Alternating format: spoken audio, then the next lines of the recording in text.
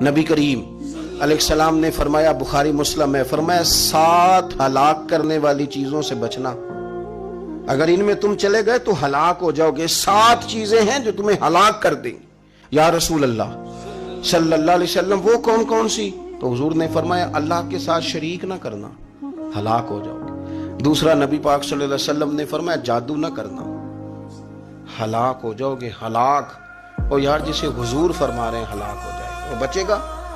نبی پاک صلی اللہ علیہ وسلم نے تیسرے نمبر پر فرمایا جس شخص کے قتل کرنے کو اللہ نے حرام قرار دیا ہے اسے قتل نہ کرنا، ہلاک ہو جاؤ گے۔ چوتھے نمبر پر رسول پاک علیہ السلام نے فرمایا سود نہ کبھی بھی کھانا، ہلاک ہو جاؤ گے، ہلاک۔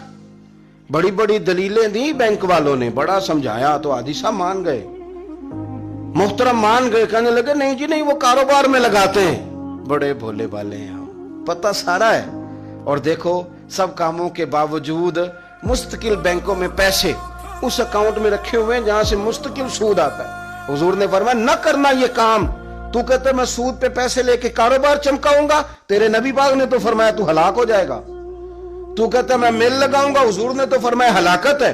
تو کہتا ہے میں بڑا کچھ کر جاؤں گا تو ہلاکت ہے۔ اچھی طرح سمجھ لیں، اصل مال بھی ضائع ہو جاتا ہے اس بندے کا جو سود کا مال ملا لیتا ہے، اصل برکت بھی اڑ جاتی۔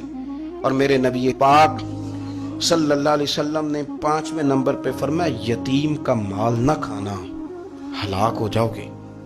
اور پھر 6 نمبر پر نبی پاک علیہ السلام نے فرمایا کفر سے جہاد ہو رہا ہو تو کبھی پیٹ پھیر کے بھاگنا نہ، ہلاک ہو جاؤ گے۔